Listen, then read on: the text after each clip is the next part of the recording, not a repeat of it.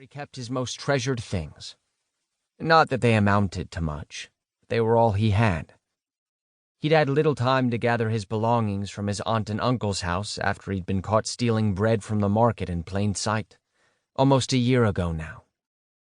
As he'd fled, the owner of the stall warned she'd call the authorities, and though he didn't know if she had, just the threat of having to pay a fine or worse had been enough incentive to leave his village.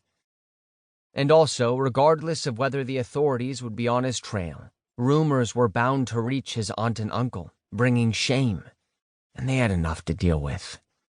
Not that they would miss him all that much, with so many other mouths to feed.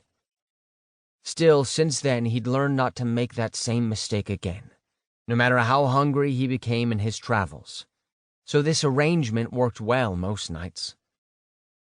He'd always worked for himself, never wanting to be kept by anyone, or to give most of his earnings to some scoundrel who might treat him worse than the customers. So he avoided the notorious corners where other whores lured willing men. He respected those rent boys, even though they didn't always return the favor.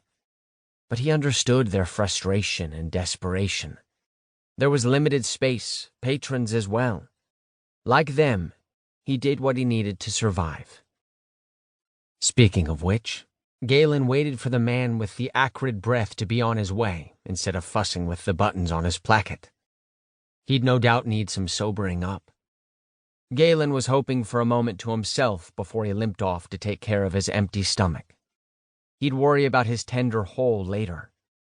But when Galen next glanced at the customer, the man's eyes were flat, dark stones, matching the aura surrounding him.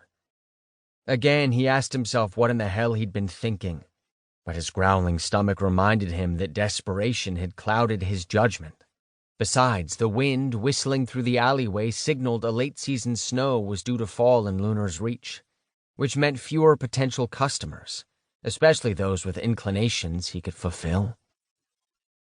He'd no doubt be sleeping in a doorway this evening, or perhaps he could make it all the way to the covered bridge despite the soreness and stickiness he was now feeling. The sting as he shifted told him just how unlikely that was. He'd fared much worse, but he still hoped not to pass one more night without food. When the man was finally able to straighten his clothing, the gray outlining his features grew darker, and Galen's pulse jumped. He recognized the very moment the man came to his senses. Sometimes the sobering reminder of what they'd done caused them to scurry off, shame hanging from their sated bodies.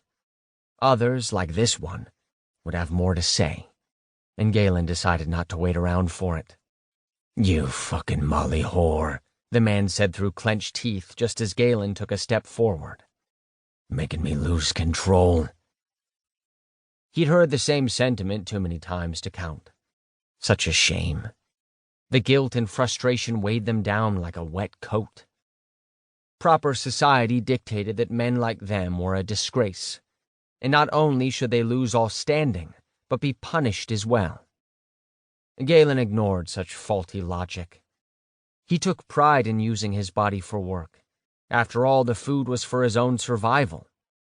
And unlike this man, he would never allow himself to fall into the blackness of self-loathing.